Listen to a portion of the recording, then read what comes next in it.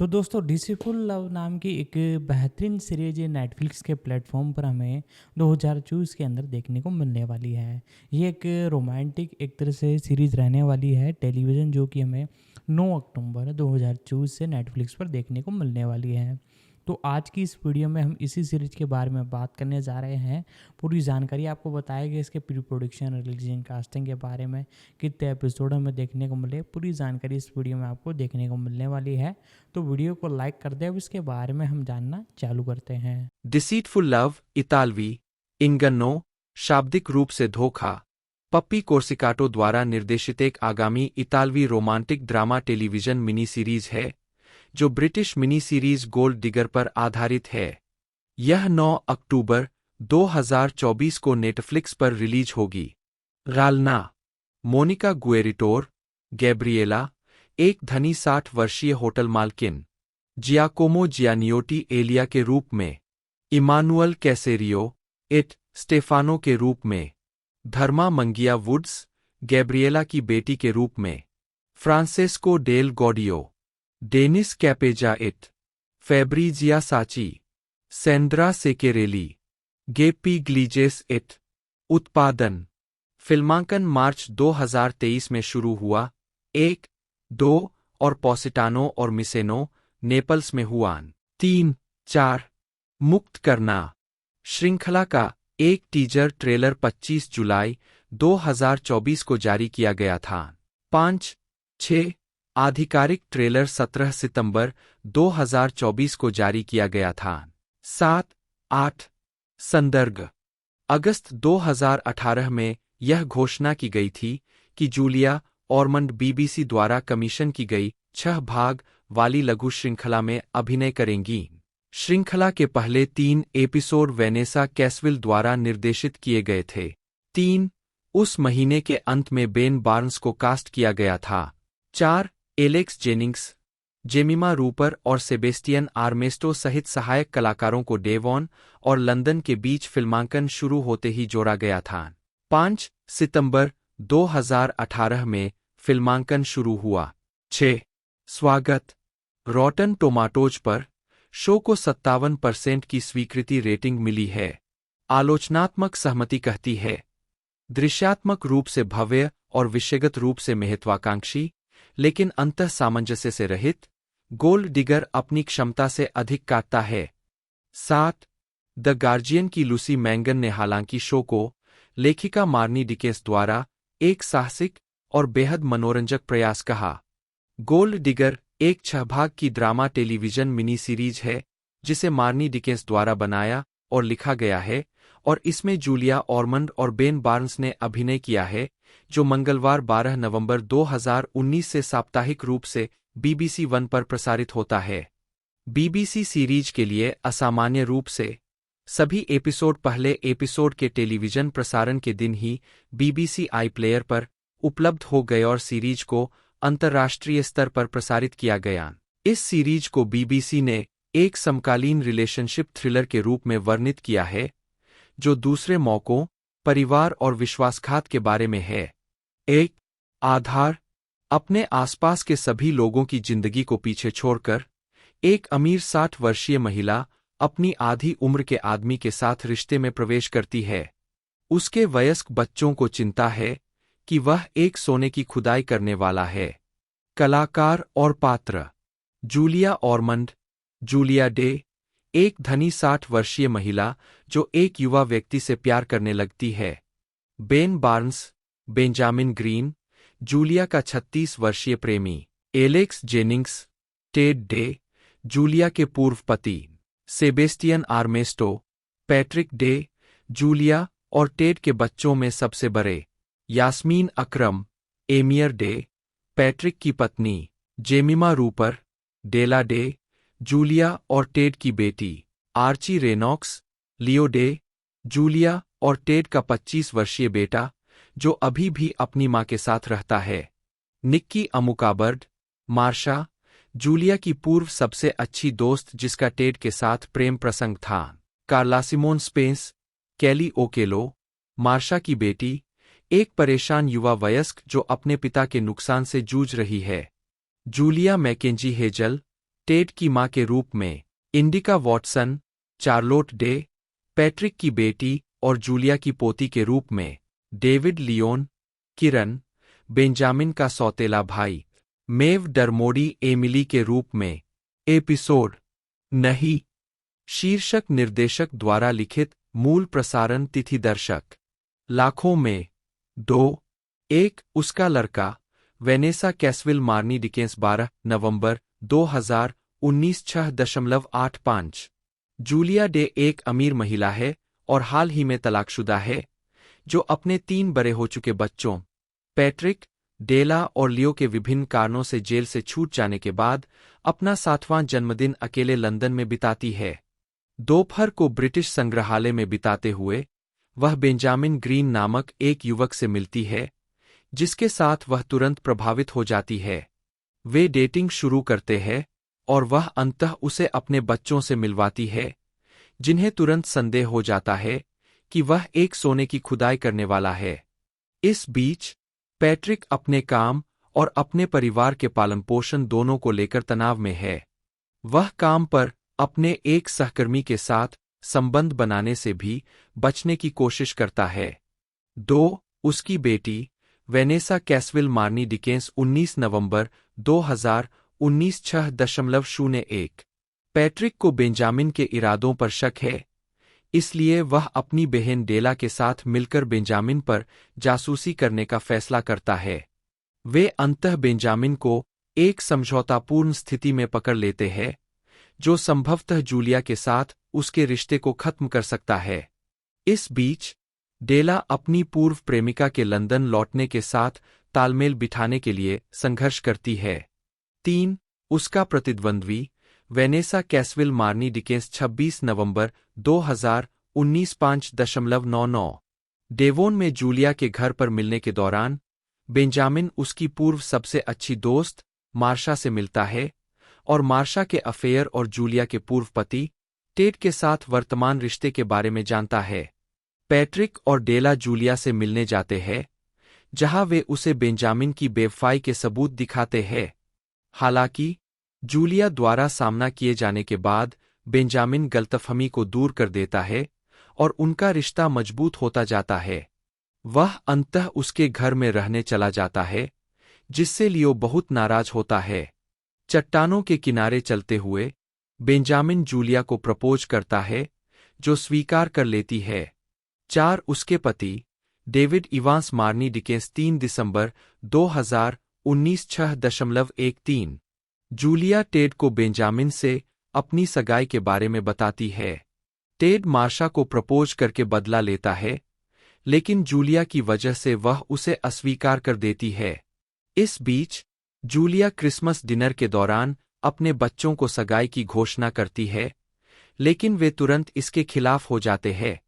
अपनी मां की संपत्ति की रक्षा करने के लिए दृढ़ संकल्पित पैट्रिक जूलिया को प्रीनप पर हस्ताक्षर करने के लिए राजी करता है।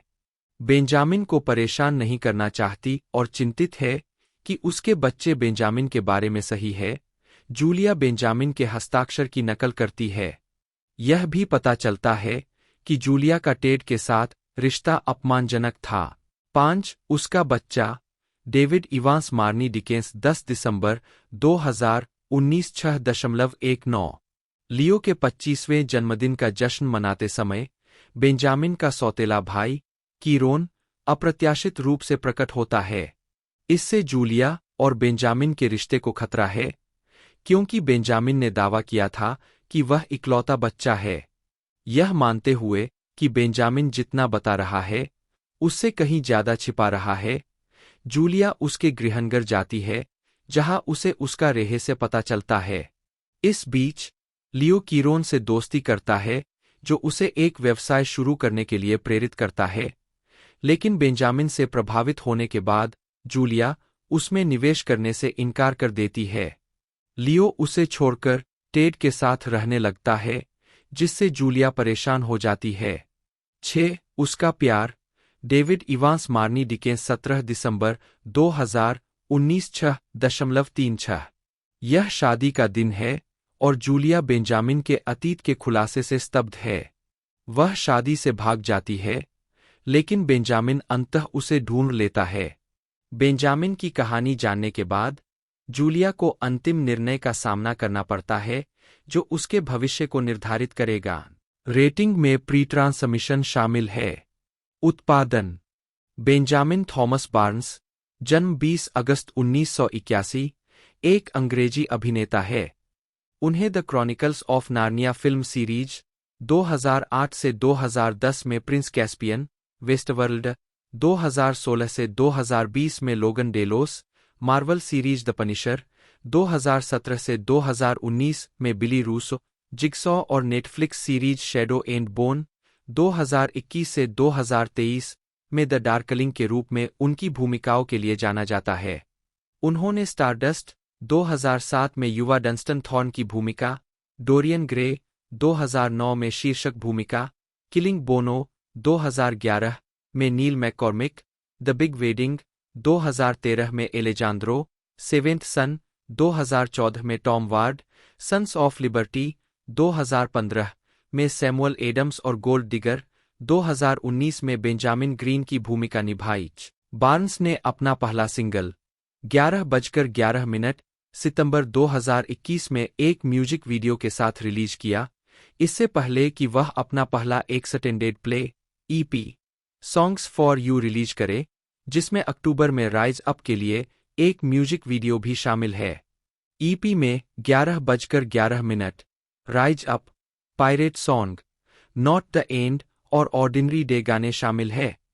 एक प्रारंभिक जीवन और शिक्षा बार्न्स का जन्म 20 अगस्त 1981 को दक्षिण पश्चिम लंदन में पेट्रिसिया बेकर, एक रिलेशनशिप मनोचिकित्सक और थॉमस बार्न्स, एक मनोचिकित्सक और प्रोफेसर के घर हुआ था। 2, 3, 4 उनका एक छोटा भाई जैक है। 5 बार्न्स अपनी मां के यहूदी दक्षिण अफ्रीकी बचपन, अपने पिता की वैज्ञानिक शिक्षा और अपनी उपस्थिति का हवाला देते हैं, जो उन्हें लगता था कि एक अस्पष्ट रूप से ईसाई स्कूल था जहां उन्हें भजन पसंद थे, प्रारंभिक प्रभावों के रूप में। 6, 7 बार्न्स की शिक्षा लड़कों के लिए 2 स्वतंत्र स्कूलों में हुई, सटन में होमफील्ड प्रिपरेटरी स्कूल और विम्बलडन में किंग्स कॉलेज स्कूल। 8 किंग्स में उन्होंने गायक मंडलियों में गाया और जैज ऑर्केस्ट्रा और कॉन्सर्ट बैंड में परक्यूशन, ड्रम और पियानो बजाया। 1997 में उन्होंने नेशनल यूथ म्यूजिक थिएटर में शामिल होकर संगीत थिएटर में अपना करियर शुरू किया, जहां 16 साल की उम्र में उन्होंने बग्सी मेलोन के वेस्ट एंड संगीत रूपांतरण में ड्रमर के रूप में अपना पहला प्रदर्शन दिया। 3, 2 विश्वविद्यालय से पहले उन्होंने 2 साल गायन, टेलीविजन प्रस्तुतिकरण और मनोरंजन स्वेंगली साइमन फुलर के साथ मिलकर एक जैज क्लब खोलने और एक एल्बम जारी करने में बिताए, दोनों ही काम साकार नहीं हुए।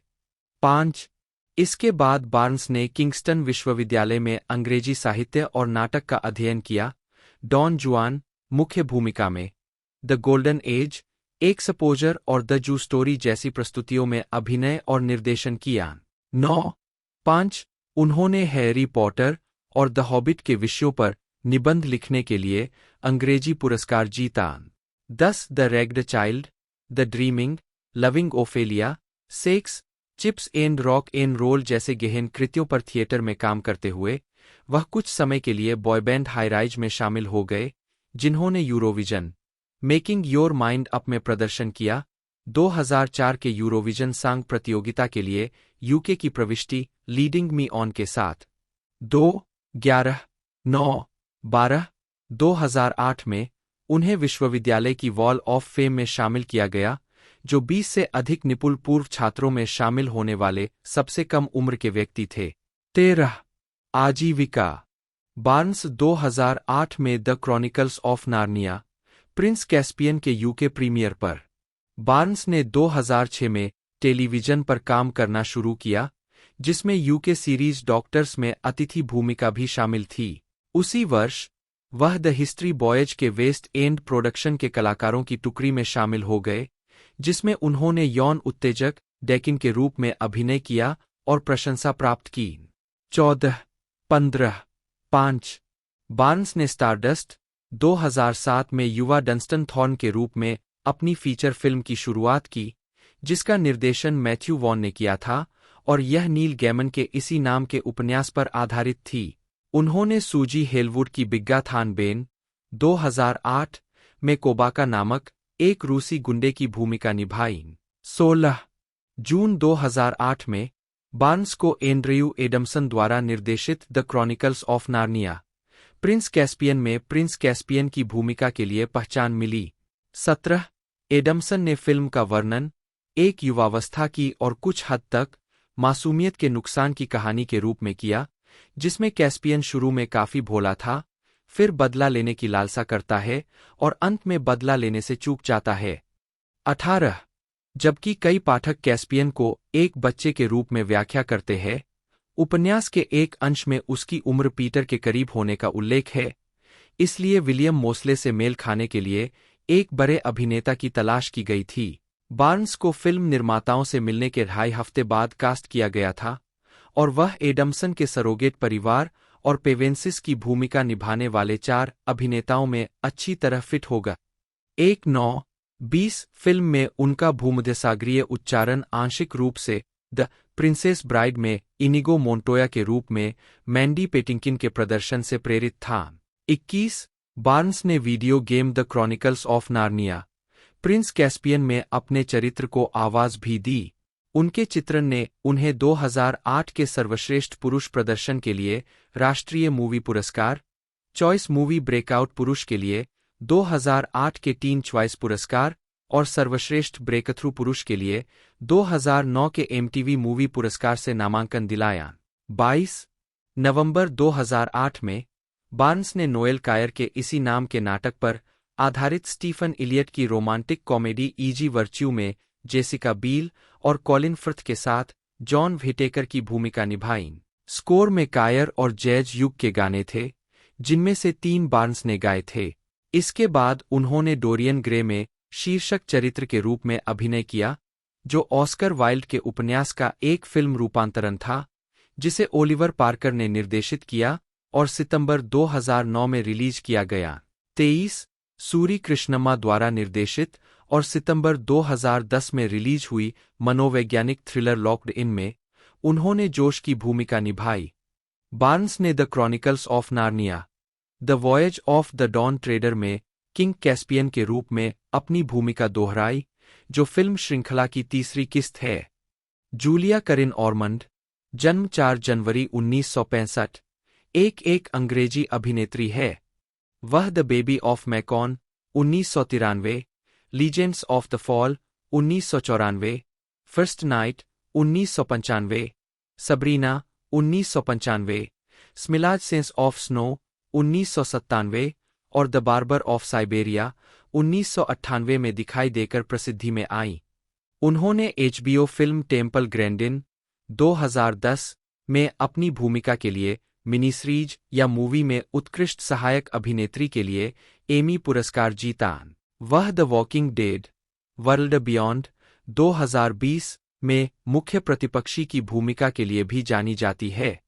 प्रारंभिक जीवन ऑर्मंड का जन्म सरे के एप्सम में हुआ था, जो एक प्रयोगशाला तकनीशियन जोसेफिन और एक स्टॉकब्रोकर जॉन ऑर्मंड की बेटी थी। उसकी एक बड़ी बहन है और जब उसके माता पिता का तलाक हुआ तब वह 5 साल की थी। उसके पिता की दूसरी शादी से उसके 3 छोटे सौतेले भाई बहन हैं। उसने ऊंचाई से डरने की बात स्वीकार की है। 2, 3, 4 उनकी शिक्षा निजी तौर पर हुई, सबसे पहले गिल्डफोर्ड हाई स्कूल में और फिर क्रैनले स्कूल में, जहां गाइज एंड डॉल्स और माई फेयर लेडी में शुरुआती अभिनय ने ध्यान आकर्षित करना शुरू किया। 5, 6 कला विद्यालय में 1 वर्ष बिताने के बाद वह Webber Douglas Academy of Dramatic Art में स्थानांतरित हो गई, जहां से उन्होंने 1988 में स्नातक की उपाधि प्राप्त की। उद्धरण वांछित आजीविका ऑर्मंड पहली बार ब्रिटिश टेलीविजन पर 1989 के धारावाहिक ट्रैफिक में दिखाई दिए, जो सुदूर पूर्व से यूरोप की सड़कों तक अवैध हेरोइन व्यापार के बारे में था। ऑर्मंड ने मुख्य किरदार की नशे की लत वाली बेटी की भूमिका निभाई, जो यूके सरकार में गृह मंत्रालय की मंत्री थी और हेरोइन आयात का मुकाबला करने में लगी हुई थी। इस शुरुआती भूमिका को शानदार समीक्षा मिली। ऑरमंड अपने करियर की शुरुआत में कई टेलीविजन फिल्मों में नजर आईं, जैसे यंग कैथरीन 1991 और स्टालिन 1992। 1993 में उन्होंने एक अंतर्राष्ट्रीय film the baby of MECON की मुख्य भूमिका में अपनी फिल्मी शुरुआत की। 7 और अगले वर्ष लीजेंड्स ऑफ द फॉल में सहअभिनय किया।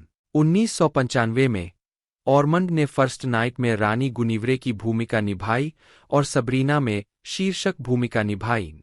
7 1997 में उन्होंने थ्रिलर स्मिलाज सेंस ऑफ स्नो में मुख्य भूमिका निभाई और 1998 में उन्होंने रूसी film the barber of Siberia में अभिनय किया। 7 1990 के दशक के उत्तरार्ध से ऑरमंड इंडी और टेलीविजन फिल्मों में दिखाई दिए और Iron Jaw Angels 2004, The Curious Case of Benjamin Button 2008, Che part 1 2008, albatross 2011 और माई वीक विद मैरिलिन 2011 जैसी फिल्मों में सहायक भूमिकाएं निभाईं। 7 ऑरमंड की न्यूयॉर्क शहर में स्थित एक स्वतंत्र प्रोडक्शन कंपनी इंडिकन प्रोडक्शंस है और उन्होंने Cinemax real life documentary calling the ghosts a story about rape, war and women का कार्यकारी निर्माण किया, जिसने केबलेसी पुरस्कार और रॉबर्ट एफ कैनेडी पत्रकारिता पुरस्कार जीता और टोरंटो और बर्लिन अंतर्राष्ट्रीय फिल्म समारोहों का आधिकारिक चयन था। 8 2005 में ऑरमंड मंच पर वह डेविड हरे की माई जिंक बेड में दिखाई दी, जिसके लिए उन्हें सर्वश्रेष्ठ अभिनेत्री के लिए 2001 ओलिवियर पुरस्कार नामांकन मिला। 9 टेलीविजन पर ऑरमंड सीबीएस श्रृंखला CSI NY के 2008-09 सीजन के दौरान अतिथि कलाकार के रूप में दिखाई दी। 10 2010 में उन्होंने टेलीविजन फिल्म टेम्पल ग्रैंडिन में अपनी सहायक भूमिका के लिए एमी पुरस्कार जीता। 11 2011 में ऑरमंड ने law and order criminal intent श्रृंखला के 10वें और अंतिम सीजन में अतिथि भूमिका निभाई। 2012 में उन्होंने मैड मेन सीरीज में मेगन ड्रेपर की मां मैरी कैलवेट की भूमिका निभाई, जिसके लिए उन्हें ड्रामा सीरीज में उत्कृष्ट अतिथि अभिनेत्री के लिए प्राइम टाइम एमी पुरस्कार के लिए नामांकित किया गया था। 6 अक्टूबर 2013 से 5 अक्टूबर 2014 तक ऑरमंड ने television series which of east and में जोआना ब्यूचैम्प के रूप में मुख्य पात्रों में से एक के रूप में अभिनय किया। 13 2020 से उन्होंने AMC टेलीविजन श्रृंखला the walking dead world beyond में मुख्य प्रतिपक्षी एलिजाबेथ कुब्लेक को चित्रित किया है। व्यक्तिगत जीवन 1988 में ऑरमंड ने रोरी एडवर्ड्स से शादी की, एक अभिनेता जिनसे उनकी मुलाकात वुदरिंग हाइट्स के निर्माण में प्रदर्शन करते समय हुई थी। यह विवाह 1994 में समाप्त हो गया। 14 उन्होंने 1999 में राजनीतिक कार्यकर्ता जॉन रूबिन से शादी की और उनके बच्चे सोफ का जन्म 2004 की शरद ऋतु में हुआ। 2008 में इस जोड़े का तलाक हो गया और ऑरमंड कैलिफोर्निया के मालिबू में रहती है। 14 ऑरमंड 1990 के दशक के मध्य से मानव तस्करी से लड़ रही है और 2006 में 15 उन्होंने जागरूकता प्रयासों को बढ़ाने में मदद करने के लिए ड्रग्स और अपराध पर संयुक्त राष्ट्र कार्यालय के साथ साझेदारी की। 16 वह एड्स के खिलाफ ट्रांसअटलांटिक पार्टनर्स की भी वकील है, जो रूस और यूक्रेन में एड्स के बारे में जागरूकता बढ़ाने का प्रयास करती है और फिल्मेड इंटरनेशनल की संस्थापक सहाध्यक्ष है। 17 2 दिसंबर 2005 को ऑरमंड को संयुक्त राष्ट्र सद्भावना राजदूत नियुक्त किया गया। उनका ध्यान मानव तस्करी विरोधी पहलों पर रहा है, गुलामी के इस आधुनिक रूप के बारे में जागरूकता बढ़ाना और इससे निपटने के प्रयासों को बढ़ावा देना। 18 राजदूत के रूप में अपनी क्षमता में ऑरमंड संयुक्त राज्य अमेरिका के प्रतिनिधि सभा, अंतर्राष्ट्रीय संबंधों की समिति, 19 अफ्रीका की उपसमिति, 19 वैश्विक मानवाधिकार और अंतर्राष्ट्रीय संचालन के वकील के रूप में पेश हुए हैं और एक राजदूत के रूप में दुनिया भर की यात्रा की है। 20 2007 में ऑरमंड ने गुलामी रोकने और तस्करी समाप्त करने के लिए गठबंधन एसेट की स्थापना की। 21 4 अक्टूबर 2023 को ऑर्मंड ने हार्वे वीनस्टीन के खिलाफ मुकदमा दायर किया, जिसमें आरोप लगाया गया कि उन्होंने 1995 में उनका यौन उत्पीड़न किया था। मुकदमे में वॉल्ट डिज्नी कंपनी, मीरामैक्स और क्रिएटिव आर्टिस्ट एजेंसी से भी हर्जाना मांगा गया है, जिसमें दावा किया गया है कि ये कंपनियां उन्हें उनके दुर्व्यवहार से बचाने में विफल रहीं। 22, 23, 24, 25। फिल्मोग्राफी। पतली परत। वर्ष शीर्षक भूमिका नोट्स। 1993 मैकॉन का बच्चा बेटी। 1994 नोस्ट्राडमस मैरी। 1994 बंदी राहेल क्लिफोर्ड। 1994 पतझड़ के मौसम की यादें सुजाना फिनकेनलुलो। 1995 पहला शूरवीर गिनेव्र। 1995 सबरीना फेयरचाइल्ड। माइकल एप्टेड द्वारा निर्देशित और ऑस्ट्रेलिया में फिल्माई गई, इसका प्रीमियर नवंबर 2010 में लंदन में रॉयल फिल्म परफॉर्मेंस में हुआ और दिसंबर में इसे सिनेमाघरों में रिलीज किया गया। 24, 25, 26 उन्हें 2011 के नेशनल मूवी अवार्ड्स में परफॉर्मेंस ऑफ द ईयर के लिए नामांकन मिला। बार्न्स लंदन के वेस्ट एंड स्टेज पर बर्डसॉन्ग में प्रथम विश्व युद्ध के सैनिक स्टीफन रेजफोर्ड की मुख्य भूमिका के साथ लौटे, जो सेबेस्टियन फॉल्क्स के इसी शीर्षक वाले उपन्यास पर आधारित एक नाटक है। ट्रेवर नन द्वारा निर्देशित और रेचल वेगस्टाफ द्वारा रूपांतरित, यह नाटक 28 सितंबर 2010 को शुरू हुआ और 15 जनवरी 2011 तक चला। 27, 28 अप्रैल 2011 में उन्होंने किलिंग बोनो में नील मैककॉर्मिक की भूमिका निभाई, जो मैककॉर्मिक के संस्मरण आई वाज बोनो डोपेलगैंगर पर आधारित एक कॉमेडी थी, जिसमें मैककॉर्मिक आयरलैंड में अपने युवावस्था के दिनों को एक महत्वाकांक्षी रॉक स्टार के रूप में याद करते हैं, जो अपने दोस्त बोनो U2 के प्रमुख गायक की छाया में है। 29, 30 हॉलीवुड रिपोर्टर का कहना है कि बार्न्स और उनके सहकलाकार रॉबर्ट शीहान युवा प्रतिभाओं को दृढ़ता से चित्रित करते हैं, जो सही समय पर सही जगह पर थे, लेकिन गलत कदम उठा लिए। 31 सितंबर 2012 में बार्न्स द्वितीय विश्व युद्ध के अंत के दौरान फ्रांस में तैनात एक युवा अमेरिकी सैनिक और साहित्यिक प्रतिभा के रूप में द वर्ड्स में दिखाई दिए, जिसे एक फ्रांसीसी वेटरे से प्यार हो गया और जिसकी पांडुलिपि युद्ध के बाद के युग में खो गई। 32 हालांकि उनका प्रदर्शन शारीरिक था और संवाद बहुत कम या बिल्कुल नहीं थे, स्क्रीन रेंट ने उनके चरित्र की कहानी को आसानी से फिल्म का सबसे आकर्षक तत्व बताया और उनके प्रदर्शन को ठोस कहा, जो प्यार, हानि और अफसोस, उनके चरित्र द्वारा अनुभव की गई कई गहन भावनाओं को खूबसूरती से पकड़ता है। 33, 34 इसके बाद उन्होंने अप्रैल 2013 में रिलीज हुई मूल 2006 की फ्रेंच फिल्म मोन फ्रेरे से मेरा भाई शादी कर रहा है की रीमेक द बिग वेडिंग में एलेजांद्रो की भूमिका निभाई। 35 दिसंबर 2014 में बार्न्स ने आधुनिक समय के अपराध नाटक बाय द गन में एक स्थानीय माफिया बॉस के सहयोगी निक टोर्टानो के रूप में अभिनय किया। उसी महीने फंतासी फिल्म सेवेंथ सन रिलीज हुई, जिसमें उन्होंने टॉम वार्ड की भूमिका निभाई। 36 37 सर्गेई बोद्रोव द्वारा निर्देशित, यह जोसेफ डेलाने के उपन्यास द स्पूक अप्रेंटिस पर आधारित है। 38 39 बार्न्स ब्रिट वीक 2015 जनवरी 2015 में बार्न्स ने हिस्ट्री चैनल की 3 भाग की लघु श्रृंखला सन्स ऑफ लिबर्टी में ब्रिटिश सरकार के एक कर संग्रहकर्ता सैम एडम्स की भूमिका निभाई। 40 उन्होंने गिटारवादक और गायक रयान ब्रेनर की भूमिका भी निभाई, जो जुलाई 2015 में अमेरिकी सिनेमाघरों में रिलीज हुई romantic drama Jackie and Ryan में कैथरीन हीगल के साथ फिर से जुड़े। वैराइटी ने लिखा कि उनके पुरुष मॉडल फीचर्स को कैमरे ने शुरुआती फ्रेम से ही बेशर्मी से अपनाया। बार्न्स उतने ही लचीले और दिलकश है जितने वे अभी तक स्क्रीन पर दिखाई दिए हैं। उनका मूल उच्चारण एक मध्य अमेरिकी भूसी के पीछे छिपा हुआ है। 41 बार्न्स ने बाद में इस चरित्र को चित्रित करने के लिए अपने सबसे पसंदीदा के रूप में माना। HBO की dystopian science fiction series west world में, जो इसी नाम की 1973 की फिल्म पर आधारित है और जिसका पहला सीजन अक्टूबर 2016 में प्रसारित हुआ।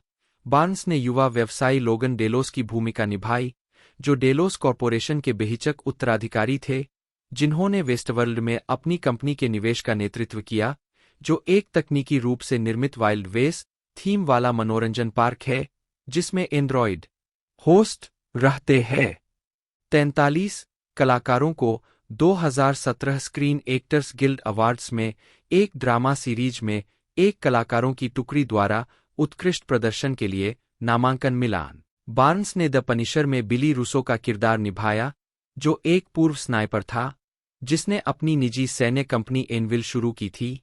यह मार्वल सिनेमैटिक यूनिवर्स पर आधारित नेटफ्लिक्स रूपांतरण है, जिसका पहला सीजन नवंबर 2017 में प्रसारित हुआ था।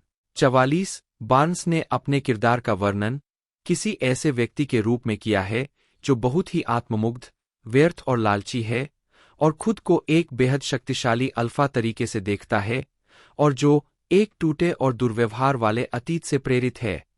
उन्होंने अनुभवी के मानसिक स्वास्थ्य मुद्दों के अपने चित्रण की प्रामाणिकता सुनिश्चित करने के लिए अपने मनोचिकित्सक माता-पिता से परामर्श किया। 45-42 वह वेस्टवर्ल्ड के दूसरे सीजन में लोगन डेलोस के रूप में एक आवर्ती भूमिका में लौटे, जिसका प्रीमियर अप्रैल 2018 में हुआ था। जनवरी 2019 में उन्होंने द पनिशर के दूसरे सीजन में एक जख्मी चेहरे वाले बिली रूसो के रूप में अपनी भूमिका को दोहराया। इस सीजन में बार्न्स ने कहा कि उन्हें मस्तिष्क क्षति और स्मृति हानि के आघात और इसके साथ होने वाली हताशा, क्रोध और दर्द का पता लगाने की स्वतंत्रता थी। 42 इसके बाद उन्होंने 36 वर्षीय आकर्षक कॉपीराइटर बेंजामिन ग्रीन की भूमिका निभाई, जिसने BBC वन की मिनी सीरीज गोल्ड डिगर में 60 वर्षीय अमीर तलाकशुदा का पीछा किया। मूल रूप से नवंबर 2019 से BBC वन पर साप्ताहिक रूप से प्रसारित किया गया। इसे मई 2020 में अमेरिकी दर्शकों के लिए एकॉर्न टीवी पर प्रसारित किया गया। 46 अक्टूबर 2019 में बार्न्स को 2021 Netflix sports series shadow and bone में जनरल किरिगन के रूप में चुना गया। कुल मिलाकर श्रृंखला को आलोचकों से मिश्रित समीक्षा मिली, लेकिन बार्न्स के प्रदर्शन ने अधिक प्रशंसा अर्जित की। एम्पायर ने उन्हें डैशिंग बताया। 47 और रोलिंग स्टोन और रेडियो टाइम्स ने जनरल किरिगन के रूप में उनके प्रदर्शन की प्रशंसा की। 48-49 2023 में बार्न्स सेल फोन प्रदाता टी-मोबाइल यूएस के कई विज्ञापनों में दिखाई दिए। 50 फिल्मोग्राफी पतली परत वर्ष शीर्षक भूमिका नोट्स 2007 स्टारडस्ट युवा डंस्टन थॉर्न 2008 बेन से Barack Obama the chronicles of Narnia prince Caspian राजकुमार राजा कैस्पियन एक्स सेहेज सदाचार जॉन व्हिटेकर 2009 डोरियन ग्रे 2010 बंद कर दिया Josh Sawyer the chronicles of Narnia the voyage of the don treader राजा कैस्पियन एक्स 2011 बोनो की हत्या नील मैककॉर्मिक 2012 शब्द युवा आदमी 2013 बड़ी शादी एलेजांद्रो ग्रिफिन 2014 जैकी और रयान ब्रेनर बंदूक से निक टोर्टानो 7वां बेटा थॉमस टॉम वार्ड 2023 आलोचक स्टीफन वाइली। उन्होंने इन किताबों के ऑडियो संस्करण रिकॉर्ड किए हैं। जेफरी आर्चर की sins of the father, John Wyndham की the kraken wakes, the horse and his boy, out of the silent planet और C.S. लुइस की पेरेलेंड्रा, जूल्स वर्ने की 20,000 लीग्स अंडर द सीज और Charlie Connelly की attention all shipping, जिसे जून 2008 में सभी समय की शीर्ष 40 ऑडियोबुक में से एक के रूप में चुना गया था। 2006 में उन्होंने मार्क हैडन की ए स्पॉट ऑफ बोथर का संक्षिप्त संस्करण रिकॉर्ड किया। वह BBC रेडियो 4 के बुक 8 बेड टाइम पर नियमित कथावाचक भी है। वह BBC की रेडियो ड्रामा कंपनी के सदस्य भी थे। 9 2010 के दशक 2010 में उन्होंने CBBS की ग्रैंडपा इन माई पॉकेट की दूसरी सीरीज में कैप्टन शिपशेप की भूमिका निभाई और फिल्म बेले में अभिनय किया। उसके बाद उन्होंने कैसल्स इन द स्काई में हेनरी टिजार्ड की भूमिका निभाई। 2011 में उन्होंने नेशनल थिएटर के कोलैबोरेटर्स के प्रोडक्शन में मिखाइल बुल्गाकोव की भूमिका निभाई। 2014 में उन्होंने Charlie and the chocolate factory the musical में विली वोंका की भूमिका निभाई, जिसे सैम मेंडेस ने निर्देशित किया था और लंदन के वेस्ट एंड थिएटर डिस्ट्रिक्ट में प्रदर्शित किया गया था। 2010 उन्होंने 2014 में डगलस हॉज से यह भूमिका संभाली। 2011 से 2014 तक जेनिंग्स ने BBC वन के कानूनी ड्रामा सिल्क में एलन काउड्रे क्यूसी की भूमिका निभाई। 11 वह ITV टेलीविजन सीरीज लुइस 2012 और फॉयल वॉर 2015 में भी दिखाई दिए हैं। जेनिंग्स ने 2015 की film The Lady in the Van में नाटककार एलन बेनेट का किरदार निभाया था, जिसमें उनके साथ एकेडमी अवार्ड विजेता डेम मैगी स्मिथ मुख्य भूमिका में थीं। 12 फिल्म का निर्देशन निकोलस हाइटन ने किया है, जो थिएटर से लंबे समय से सहयोगी है। एक फिल्म में Jim Broadbent, Claire Foy, Francis de la Tour और जेम्स कॉर्डन ने भी अभिनय किया था। फिल्म का प्रीमियर 2015 के टोरंटो अंतर्राष्ट्रीय फिल्म महोत्सव में हुआ था, जिसमें स्मिथ के प्रदर्शन को काफी सराहना मिली थी। फिल्म को बढ़ावा देने के लिए मैगी स्मिथ और Jennings the Graham Norton show में दिखाई दिए। यह स्मिथ की 40 से अधिक वर्षों में पहली चैट शो उपस्थिति है। 2016 में उन्होंने जूली एंड्रयूज द्वारा निर्देशित माई फेयर लेडी की ऑस्ट्रेलियाई 60वीं वर्षगांठ के उत्पादन में प्रोफेसर हेनरी हिगिंस के रूप में अपनी भूमिका को दोहराया। 13 टेलीविजन पर 2016 से 2017 तक वह नेटफ्लिक्स सीरीज द क्राउन में क्लेयर फॉय और जेरेड हैरिस के साथ Prince Edward, Duke of Windsor, queen Elizabeth के चाचा और प्रिंस चार्ल्स के परदादा, जिनकी भूमिका जेनिंग्स ने द क्वीन में निभाई थी, की भूमिका में दिखाई दिए। श्रृंखला को दर्शकों और आलोचकों से समान रूप से व्यापक प्रशंसा मिली है। जेनिंग्स ने जेना कोलमैन के साथ ITV बटा PBS श्रृंखला विक्टोरिया 2016 से 2019 में बेल्जियम के राजा लियोपोल्ड आई की भूमिका भी निभाई। 2018 में उन्होंने BBC one series a very English scandal में ह्यूग ग्रांट और बेन विस्वा के साथ लिबरल MP पीटर बेसेल की भूमिका निभाई, जो स्टीफन फ्रियर्स द्वारा निर्देशित जेरेमी थोर्पे प्रकरण के बारे में एक लघु श्रृंखला है। 14 फिल्म को रॉटन टोमाटोज पर 97% के साथ व्यापक आलोचनात्मक प्रशंसा मिली, जिसमें आलोचकों की आम सहमति थी। ह्यूग ग्रांट और बेन विस्वा ने ए वेरी इंग्लिश स्कैंडल में प्रभावित किया, जो ब्रिटिश राजनीति और समाज पर समान रूप से अवशोषित और भयावह नज़र है। 15 श्रृंखला को 4 प्राइम टाइम एमी पुरस्कार नामांकन भी मिले, जिसमें विस्वा के प्रदर्शन के लिए एक जीत भी शामिल है। 2019 में उन्होंने अमेरिकी TV miniseries four weddings and a funeral में कंजर्वेटिव सांसद एंड्रयू एल्ड्रिज की भूमिका निभाई। 16 2020 का दशक 2020 में जेनिंग्स स्टीव मैकक्वीन द्वारा निर्देशित स्मॉल एक्स मिनीसीरीज में दिखाई दिए, विशेष रूप से टेलीविजन मूवी मैंग्रोव में जज एडवर्ड क्लार्क के रूप में लेटिटिया राइट के साथ चिकित्सक और ब्रिटिश ब्लैक पैंथर अल्थिया जोन्सलेकोइंटे के रूप में। मैंग्रोव में कहानी मैंग्रोव 9 पर आधारित सच्ची कहानी के इर्दगिर्द घूमती है, जो ब्रिटिश अश्वेत कार्यकर्ता थे, जिन पर 1970 में पश्चिम लंदन के नॉटिंग हिल में मैंग्रोव रेस्तरां को पुलिस द्वारा निशाना बनाए जाने के विरोध में दंगा भड़काने का आरोप लगाया गया था। फिल्म को व्यापक आलोचनात्मक प्रशंसा मिली।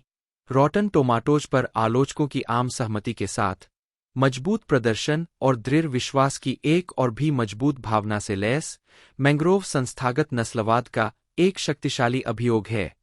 17 काम पतली परत वर्ष शीर्षक भूमिका नोट्स 1989 युद्ध रिक्विम अंधा सैनिक 1996 ए मिडसमर नाइट्स ड्रीम थिसिया ओबेरोन 1997 कबूतर के पंख लॉर्ड मार्क 2000 2-4 पंख कर्नल हैमिल्टन जेमिमा रूपर जन्म 24 अक्टूबर 1981 एक अंग्रेजी अभिनेत्री है।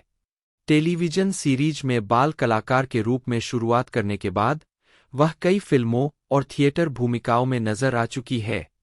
पृष्ठभूमि: लंदन के हैमरस्मिथ में जन्मी रूपर टीवी पत्रकार एलिसन रूपर की बेटी है। उन्होंने चेल्सी में रेडक्लिफ गार्डन स्कूल और गोडोल्फिन और लैटिमर स्कूल में पढ़ाई की। द फेमस 5 पर काम करते हुए उन्होंने और अ ग्रेड के साथ 8 GCSE पास किए। वहां से वह MPW छठे फॉर्म कॉलेज में चली गईं जहां उन्हें 3 ग्रेड अ लेवल मिले। रूपर ने 19 साल की उम्र में अपना पहला घर खरीदा। उद्धरण की आवश्यकता: आजीविका: रूपर ने 9 साल की उम्र में अभिनेत्री बनने की इच्छा व्यक्त की और एक एजेंट से संपर्क किया। उनकी पहली पेशेवर भूमिकाएं 1993 की फिल्म द हायर मॉर्टल्स और 1994 की फिल्म विलीज वॉर में थीं। 1996 में वह एनिड ब्लाइटन की द फेमस 5 में जॉर्ज के रूप में सभी एपिसोड में दिखाई दीं। उसने कहा, मुझे याद है कि मैंने अपने बिस्तर पर लिपस्टिक से मैं अभिनय करना चाहती हूं लिखा था। मुझे लगता है कि मैंने अपनी मां से कहा था कि मैं एक अभिनेत्री बनना चाहती हूं और उन्होंने कहा कि मुझे ऐसा करने के लिए एक एजेंट की जरूरत है। मैंने कहा होगा, ठीक है, मैं एक एजेंट ढूंढने जा रही हूं और मुझे लगता है कि यही कारण है। वह बहुत दुखी हुई थी।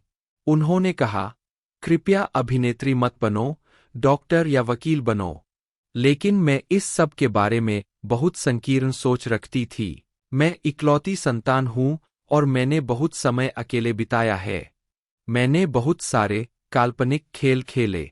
मैं बस सजना संवरना चाहती थी और अजीब दिखना चाहती थी, मुझे लगता है। ब्रिटिश टीवी सीरीज में कई छोटी भूमिकाओं के बाद जेमिमा ने लोकप्रिय Channel 4 teenage series As If में निकी सटन की भूमिका निभाई, जो 3 साल तक सफलतापूर्वक चली। उनकी अगली उपस्थिति अलौकिक नाटक हेक्स में थी जहां उन्होंने थेल्मा नामक एक प्यारी समलैंगिक भूत की भूमिका निभाई थी। हेक्स स्काई 1 पर प्रसारित हुआ और 2004 और 2005 के बीच 2 सीरीज में चला। रूपर ने हॉलीवुड में द ब्लैक डाहलिया से डेब्यू किया। 2008 में उन्होंने TV series lost in Austin में अभिनय किया। 2013 में उन्होंने अटलांटिस में मेडुसा की भूमिका निभाई। अगाथा क्रिस्टी के पोयरोट में भी अतिथि भूमिका निभाई। उन्होंने नेशनल थिएटर के एक नए नाटक हर नेकेड स्किन में भी मुख्य भूमिका निभाई। दिसंबर 2010 में रूपर को मिरियम मार्गोलिस के साथ शेफील्ड के क्रूसिबल थिएटर में संगीत में मी एंड माई गर्ल में कास्ट किया गया था। 2003 से the railway children, a sound of thunder, kinky boots, one chance और the F word Daniel Radcliffe के चरित्र की ऑन स्क्रीन बहन के रूप में सहित फिल्मों में दिखाए जाने के बाद से वह फादर ब्राउन सहित ब्रिटिश श्रृंखला में कई अतिथि भूमिकाओं में दिखाई दी है। सितंबर 2023 में रूपर ने channel 5 drama series the inheritance में अभिनय किया, जिसमें वह Samantha Bond, Rob James Collier, Gaynor Faye और आदिल रे के साथ दिखाई दी। 4.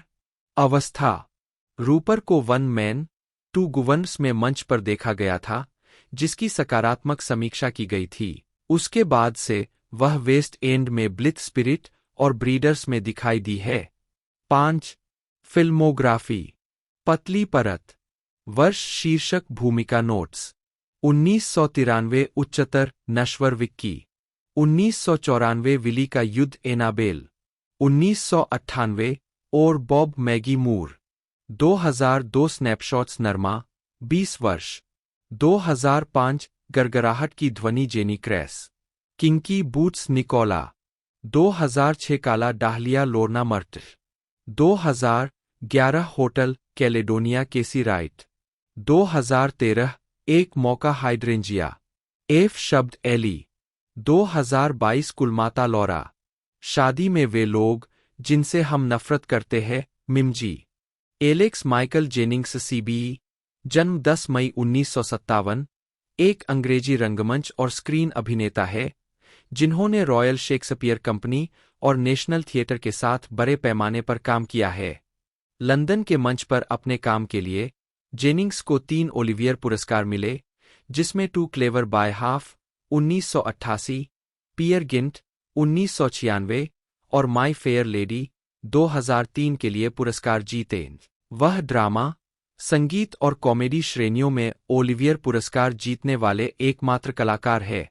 1, 2, 3 उन्हें उनके फिल्मी काम के लिए जाना जाता है, खास तौर पर स्टीफन फ्रीयर्स की फिल्म द क्वीन 2006 में हेलेन मिरेन के साथ प्रिंस चार्ल्स की भूमिका के लिए। उनकी अन्य फिल्मों में The wings of the Dove 1997, Bridget Jones, The Age of Reason 2004, Babel 2006, Belle 2013 और मैगी स्मिथ अभिनीत The Lady in the Van 2015 शामिल है। जेनिंग्स ने टेलीविजन में अपने प्रदर्शन के लिए प्रशंसा प्राप्त की, जिसमें क्लेयर फॉय के साथ नेटफ्लिक्स सीरीज द क्राउन में Edward VIII, Duke of Windsor का चित्रण भी शामिल है। 4. उन्होंने आईटीवी सीरीज विक्टोरिया 2016 से 2019 में जेना कोलमैन के साथ बेल्जियम के लियोपोल्ड आई के रूप में अभिनय किया, साथ ही स्टीफन फ्रीयर्स की ए वेरी इंग्लिश स्कैंडल 2018 में ह्यू ग्रांट और बेन भिस्वा के साथ, और हाल ही में स्टीव मैक्वीन की स्मॉल एक्स मैंग्रोव 2020 में लेटिटिया राइट अभिनी। प्रारंभिक जीवन। जेनिंग्स का जन्म रोमफोर्ड, एसेक्स में हुआ था। वे पैगी पेट्रीसिया, नी महोनी और माइकल थॉमस जेनिंग्स के बेटे थे। उन्होंने हॉर्नचर्च में abs cross technical high school में पढ़ाई की और 1978 में स्नातक की उपाधि प्राप्त करते हुए वारविक विश्वविद्यालय में अंग्रेजी और थिएटर अध्ययन का अध्ययन किया। उन्होंने कहा कि उन्होंने हाई स्कूल में रहते हुए अपना पहला थिएटर देखा और ओल्ड विक थिएटर गए, जिसने उन्हें अभिनेता बनने के लिए प्रेरित किया। 5. उन्होंने Bristol Old Vic Theatre School में 2 साल तक अभिनेता के रूप में प्रशिक्षण लिया। 6. आजीविका। 1980 के दशक। 1980 के दशक की शुरुआत में जेनिंग्स ने क्षेत्रीय रिपर्टरी थिएटर में अपना करियर शुरू किया। 1985 में द स्कारलेट पिंपरनेल में मैक्सिमिलियन रोबेस्पिएरे सहित कई भूमिकाएं निभाईं। इस प्रोडक्शन के दौरान जेनिंग्स की मुलाकात निर्देशक निकोलस हाइटन से हुई और उन्होंने तब से कई बार उनके साथ काम किया है।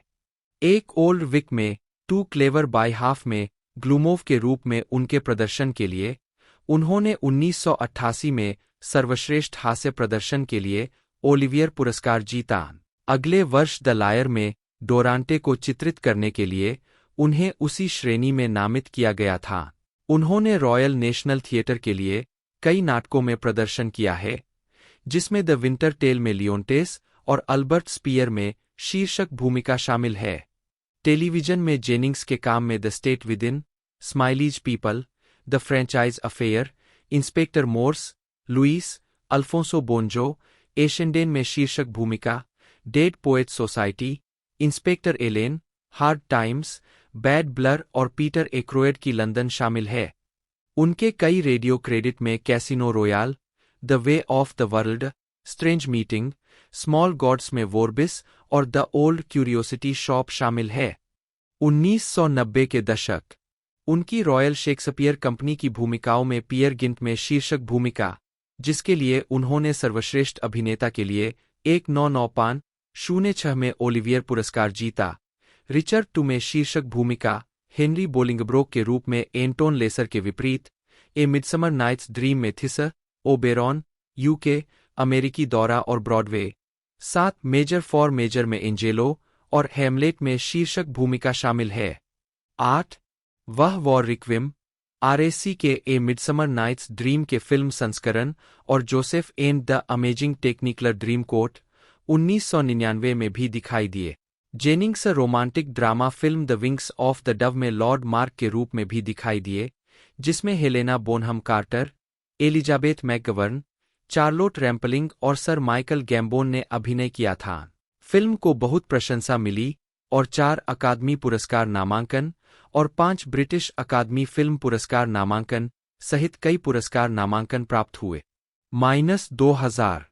2002 में वे कैमरून मैकिंटॉश बटा ट्रेवर नन द्वारा थिएटर रॉयल, ड्रूरी लेन में माई फेयर लेडी के पुनरुद्धार में दिखाई दिए और एक संगीत में सर्वश्रेष्ठ अभिनेता के रूप में ओलिवियर पुरस्कार जीता।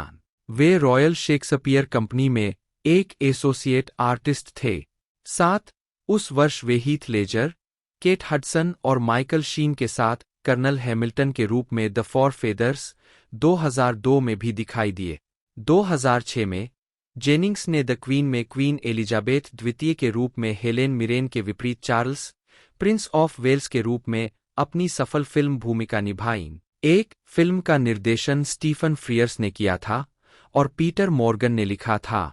फिल्म में 31 अगस्त 1997 को डायना, राजकुमारी ऑफ वेल्स की मृत्यु और ब्रिटिश जनता और ब्रिटिश शाही परिवार की प्रतिक्रिया को दर्शाया गया है।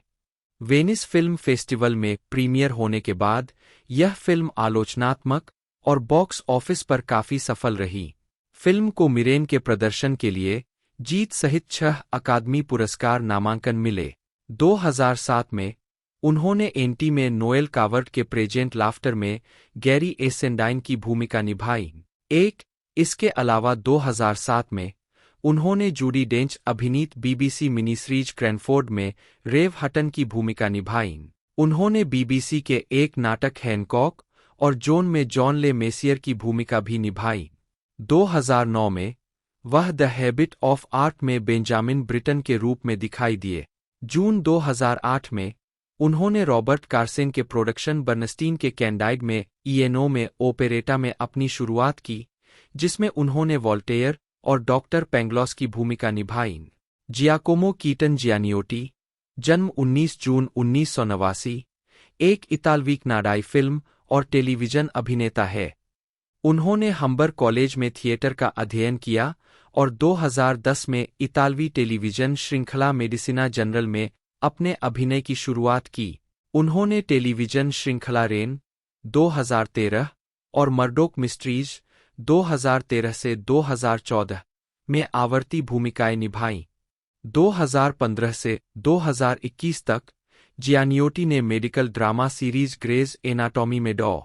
एंड्रयू डेलुका की भूमिका निभाई। उन्होंने डायबोलिक, जिनको अटैक 2022 और डायबोलिक हु आर यू 2023 फिल्मों का शीर्षक चरित्र भी निभाया। प्रारंभिक जीवन। जियाकोमो जियानियोटी का जन्म 19 जून 1989 को रोम, इटली में हुआ था। वह छोटी उम्र में अपने परिवार के साथ प्रवास कर गए और टोरंटो, ओंटारियो, कनाडा में पले बढ़े। 2 वह अपना समय टोरंटो और रोम के बीच बांटते हैं। कनाडाई और इतालवी मंच, फिल्मों और टेलीविजन में काम करते हैं। 3 उन्होंने टोरंटो में Cardinal Carter Academy for the Arts में हाई स्कूल की पढ़ाई की, फिर हम्बर कॉलेज के थिएटर प्रोग्राम से स्नातक किया। उन्होंने टोरंटो में नॉर्मन जूसन के कनाडाई फिल्म सेंटर में एक अभिनेता के रूप में रेजिडेंसी भी पूरी की है। 2 आजीविका। फिल्म में उनका पहला अनुभव ग्यूलियो बेस की फीचर फिल्म में एक छोटी सी भूमिका थी, जिसमें शेली विंटर्स और विटोरियो गैसमैन थे, जिसे रोम के सिनेसिटा फिल्म स्टूडियो में शूट किया गया था। उन्होंने 2010 में इतालवी टेलीविजन श्रृंखला मेडिसिना जनरल के एक एपिसोड में अतिथि भूमिका निभाई। वह 2013 में कई टेलीविजन शो में दिखाई दिए, जिनमें ब्यूटी एंड द बीस्ट और कॉपर शामिल है, जिसमें उन्होंने 3 एपिसोड में अभिनय किया। जियानियोटी ने शासन के पहले सीजन में लॉर्ड जूलियन के रूप में एक आवर्ती भूमिका निभाई। 2 उन्होंने मर्डोक मिस्ट्रीज 2013 से 2014, 2023 में कई एपिसोड के लिए लेस्ली गारलैंड की भूमिका निभाई। उन्होंने टेलीविजन सीरीज सेल्फी 2014 में फ्रेडी के रूप में अभिनय किया और बाद में टीवी के लिए बनी drama film the secret life of Marilyn Monroe में अभिनय किया। 2015 में जियानियोटी बैकपैकर्स में एंड्रयू के रूप में दिखाई दिए। 2 इसके अलावा 2015 में उन्हें ग्रेज एनाटॉमी के 11वें सीजन के आखिरी 2 एपिसोड के लिए सर्जिकल इंटर्न डॉ. एंड्रयू डेलुका के रूप में चुना गया था। 8 जनवरी 2016 को उन्हें सीरीज रेगुलर में पदोन्नत किया गया। 4-5 2019 में जियानियोटी कनाडाई आप्रवासी पत्रिका द्वारा प्रस्तुत शीर्ष 25 कनाडाई आप्रवासी पुरस्कारों के प्राप्तकर्ताओं में से एक था। 6 2021 में जियानियोटी ने ग्रेज एनाटॉमी में अपनी भूमिका के लिए नेटवर्क ड्रामा सीरीज में पसंदीदा अभिनेता के लिए टेलटेल टीवी पुरस्कार जीता। व्यक्तिगत जीवन 25 नवंबर 2017 को जियानियोटी ने मेकअप आर्टिस्ट निकोल गुस्ताफसन से सगाई कर ली। उन्होंने 28 अप्रैल 2019 को इटली में शादी कर ली। 7 फिल्मोग्राफी फिल्में वर्ष शीर्षक भूमिका नोट्स 2013 हो गया जॉन लघु फिल्म 2014 फिर भी जेक लघु फिल्म 2015 मर्लिन मुनरो का गुप्त जीवन जिमी डॉघर्टी टेलीविजन फिल्म 2016 दौर सैम स्टोलर 2019 क्यूबा क्रिस 2020 परिचित द्रयू 2021 लुका गियाकोमो आवाज। गुएरिटोर का जन्म रोम में एक नेपल्स निवासी पिता और एक कैलाब्रियन मां के घर हुआ था। उन्होंने 13 साल की कम उम्र में विटोरियो डी सिका के ऊना ब्रेवे वेकेंजा में अपनी पहली छोटी भूमिका निभाई थी। 2 द चेरी ऑर्चर्ड में जियोर्जियो स्ट्रेहलर के निर्देशन में सिर्फ 16 साल की उम्र में अपने आधिकारिक पदार्पण के बाद 2 उन्होंने फिल्म और थिएटर निर्देशक गैब्रिएल लाविया के साथ रोमांटिक और कलात्मक रूप से खुद को बांध लिया। 3 उनके नाट्य प्रदर्शनों में जोकास्टा, लेडी मैकबेथ और ओफेलिया जैसे ज्यादातर मजबूत महिला पात्रों का अभिनय किया। 4 स्ट्रिंडबर्ग के नाटक में मिस जूली। यह जोड़ा 2001 में इंगमार बर्गमैन की सीन्स फ्रॉम ए मैरिज की रिहर्सल के दौरान अलग हो गया। गुएरिटोर ने अन्य निर्देशकों के साथ अपना काम जारी रखा, जैसे जियानकार्लो सेपे, मैडम बोवेरी, 5 कार्मेन, 6 और the lady of the camellias में। 4-7 स्टेज करियर के अलावा गुएरिटोर ने टेलीविजन और फिल्म में भी काम किया, जिसकी शुरुआत उन्होंने 1976 में मार्सेलो मास्ट्रोयानी के साथ सिग्नोरे ई सिग्नोरी बुओनानोटे से की। 8 1977 में उन्होंने पहले आरएआई रंगीन टीवी नाटक मैनन लेस्काउट में शीर्षक भूमिका निभाई। 9-10 सल्वाटोर सेम्पेरी की the dark side of love 1985 और मोरो बोलोग्निनी की द वेनेटियन वूमन 1986 में उनके महत्वपूर्ण प्रदर्शन थे। 11-12 वह 17 साल तक टेलीविजन से बहुत दूर रही और 1997 में कोस्टांजा में शीर्षक भूमिका के साथ आरएआई के पर्दे पर वापस आईं। 13 और 1999 में मारियो कायानो की लामोरे ओल्ट्रे लाविटा में। 14 2004 में उन्होंने अमंती ई सेग्रेटी में अम्ब्रा लियोनार्डी की भूमिका निभाई और 2006 में उन्होंने जियानलुइगी काल्डेरोन के एक्सोडस में एडा सेरेनी की भूमिका निभाई। 15 लाविया ने उन्हें कई फिल्मों में निर्देशित किया जो अक्सर कामुकता से भरपूर होती है, जिनमें स्कैंडलस किल्डा 1985, ईविल सेंसेस 1986 और जियोवानी वर्गा की एक सिसिली फिल्म ला लूपा 1996 शामिल है। थिएटर में उन्होंने जियोवाना डियार्को 16 2004 से 2006 और डेलिन्फर्नो ऑल इन्फिनिटो 2008 भी लिखा और निर्देशित किया। उद्धरण वांछित 2007 में उन्होंने फरजान ओजपेटेक की ए परफेक्ट डे अन गियोर्नो परफेटो में एक भूमिका निभाई और 2008 में उन्होंने इवानो डी माटेओ की ला बेला जेंटे में भाग लिया। 17 उन्होंने क्रिश्चियन डुग्वे के संत अगोस्टिनो में संत मोनिका का अभिनय किया है। 18 फिल्मोग्राफी जीवित व्यक्ति की जीवनी के इस खंड में कोई संदर्भ या स्रोत शामिल नहीं है। कृपया विश्वसनीय स्रोत जोड़कर मदद करें। जीवित लोगों के बारे में विवादास्पद सामग्री जो स्रोतहीन या खराब स्रोत वाली है, उसे तुरंत हटा दिया जाना चाहिए। स्रोत खोजें: मोनिका गुएरिटोर, समाचार, समाचार पत्र, किताबें, विद्वान जस्टोर। दिसंबर 2023। जाने कि इस संदेश को कैसे और कब हटाया जाए।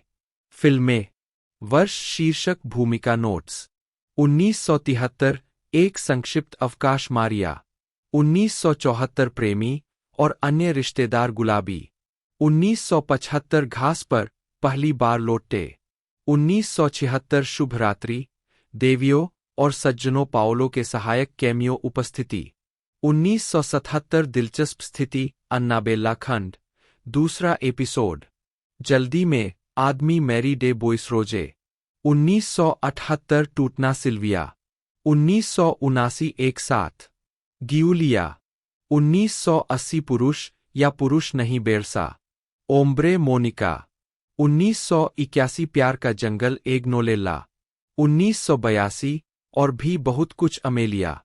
Sebastian Felipe Javier Fernandez Garcia Armesto, जन्म 3 जून 1982, एक अंग्रेजी फिल्म, टेलीविजन और थिएटर अभिनेता है। वह इतिहासकार फेलिप फर्नांडीज आर्मेस्टो के बेटे हैं। आजीविका, टेलीविजन और फिल्म। आर्मेस्टो ने द ट्यूडर्स श्रृंखला में चार्ल्स पवित्र रोमन सम्राट की भूमिका निभाई। उन्होंने 2008 की आईटीवी ड्रामा श्रृंखला द पैलेस में राजा के लापरवाह छोटे भाई प्रिंस जॉर्ज की भूमिका निभाई। इसके बाद उन्होंने चार्ल्स डिकेंस के उपन्यास लिटिल डोरिट के 2008 के बीबीसी संस्करण में एडमंड स्पार्कलर का किरदार निभाया। 2011 की film pirates of the Caribbean on stranger tides में आर्मेस्टो ने स्पेनिश राजा फर्डिनेंड 6 की भूमिका निभाई। उन्होंने रोलैंड एमेरिच की फिल्म एनोनिमस में कवि और नाटककार बेन जॉनसन की भूमिका निभाई। 2015 में उन्होंने star wars the force awakens में लेफ्टिनेंट डोपहेल्ड मिटाका की भूमिका निभाई। उन्होंने 2016 में आर्मेस्टो ब्रिटिश विज्ञानफाई श्रृंखला Doctor Who, Bad Wolf, The Parting of the Ways 2005 की 2 कहानियों और मैरी एंटोनेट में कॉम्टे लुइस डी प्रोवेंस में भी रहे हैं। मार्च 2019 में आर्मेस्टो आर्थरियन किंवदंती की पुनर्कल्पना पर आधारित नेटफ्लिक्स की मूल टेलीविजन सीरीज कर्स्ट में उथर पेनड्रैगन की भूमिका में शामिल हुए। पहला सीजन 17 जुलाई 2020 को रिलीज किया गया था। थिएटर। आर्मेस्टो ने ब्रिटेन में थिएटर प्रस्तुतियों में अभिनय किया है, जिसमें नेशनल थिएटर में 3 शो और रॉयल कोर्ट में 1 शो शामिल है। वह सिंपल आर्ट कंपनी के साथ थिएटर भी लिखते और निर्देशित करते हैं। उनके प्रोडक्शन में लेस एनफेंट्स डू पैराडिस का निर्देशन और रूपांतरण शामिल है। 4, 5, 6 उन्होंने विलियम होगार्थ के द 4 स्टेजेस ऑफ क्रुएल्टी 7 और द कैबिनेट ऑफ डॉ कैलीग्री और मोबीडिक के नए संस्करणों पर आधारित एक नाटक का सहलेखन और निर्देशन किया। 8 फिल्मोग्राफी। चाबी उन कार्यों को दर्शाता है जो अभी तक जारी नहीं हुए हैं। पतली परत। वर्ष शीर्षक भूमिका नोट्स। 1994 आधी रात को दावत Oberoi. 2004 ferry Robert Silkin television film. 2006 Marie Antoinette Louis Stanislas Provence के काउंट। प्रिय स्टीवन स्पीलबर्ग वकील 6 लघु फिल्म। 2007 रक्त बंदर जोश डावसन डायरेक्ट टू वीडियो। 2008 हम उसे डेजी कहते हैं डैनियल लघु फिल्म। हारे हुए गुमनाम एडवर्ड डायरेक्ट टू वीडियो। 2009 चमकता सितारा Shri Haslam. 2011 pirates of the Caribbean on stranger tides राजा फर्डिनेंड। गुमनाम Ben Jonson. Archie James Beal, जन्म 22 नवंबर 1997, जिन्हें पेशेवर रूप से आर्ची रेनॉक्स के नाम से जाना जाता है, एक अंग्रेजी अभिनेता है। टेलीविजन पर उन्हें BBC 1 mini series gold Digger 2019 और Netflix series shadow and bone 2021 से 2023 में उनकी भूमिकाओं के लिए जाना जाता है। उनकी फिल्मों में अपग्रेडेड और एलियन रोमुलस दोनों 2024 शामिल है। प्रारंभिक जीवन और शिक्षा। रेनॉक्स किंगस्टन अपॉन टेम्स में टॉलवर्थ से है। 2 उनकी मां का परिवार एंग्लो इंडियन है। उनकी 2 बहनें और 1 भाई है। लंदन के एक ड्रामा स्कूल अनसीन में प्रशिक्षण लेने से पहले रेनॉक्स ने रिचर्ड चैलोनर स्कूल में पढ़ाई की। 3 उन्होंने अभिनेता बनने के लिए एयर कंडीशनिंग इंजीनियर के रूप में अपनी 9 से 5 की नौकरी छोड़ दी। 4, 5 आजीविका। रेनॉक्स ने मॉडलिंग में अपना करियर शुरू किया।